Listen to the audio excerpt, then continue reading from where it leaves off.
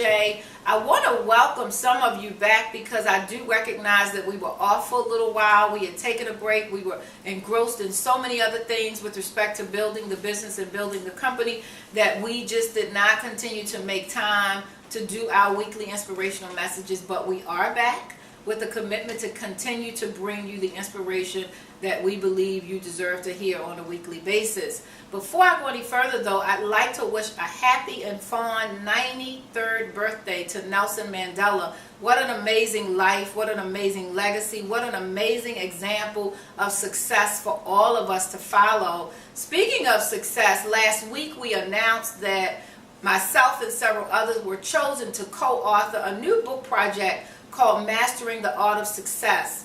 Really excited about the project. One, because it culminates with our 10-year anniversary and growing greatness now as a company. Two, because in preparation for the book's publishing, I was interviewed last week, and one of the questions I was asked was, what do I believe is the biggest misconception that I believe people have as it relates to success? And not without taking a whole lot of thought about it, my answer was, I think the biggest misconception is people think success happens overnight. And you know what?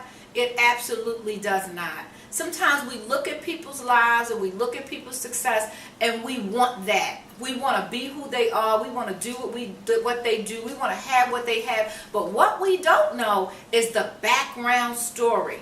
And so I would like to caution you as you are on your success journey or thinking about contemplating getting on this journey called success. I want to caution you to not look outside of yourself, to not be distracted by what other people are doing and how successful they are. I want you to just sit with yourself and decide, what is that thing that brings you the most amount of joy? What is that thing that makes you feel most at home in your own soul? What is your particular sweet spot? Know that it is not determined by how many people are following you on Twitter. It's not determined by how many friends you have on Facebook. It's not determined by how many zeros you have in your salary. It is determined though by how much good you can do in the world and how good you feel about yourself while you're doing that good. I will tell you in a space of transparency that starting out, I used to want to say to myself, well, you know, Mischa, maybe if I did this, I'll be successful. And maybe if I did that, I'll be successful. But nope, I had to stop. And I had to collect myself. And I will tell you that God just really convicted me to say, it's not about that, it's not about that. It's about you and me and you doing what I've called you to do. I'm fortunate that I was just reading Tavis Smiley's new book called Fail Up.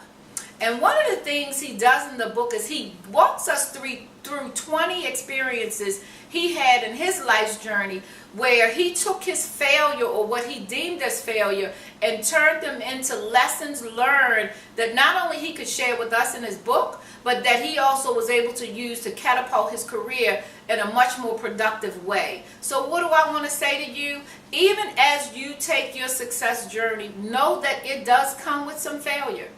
And don't be discouraged by that. Understand that even as you fail, as long as you don't give up, you will reach the goal of success, whatever you define success is for yourself.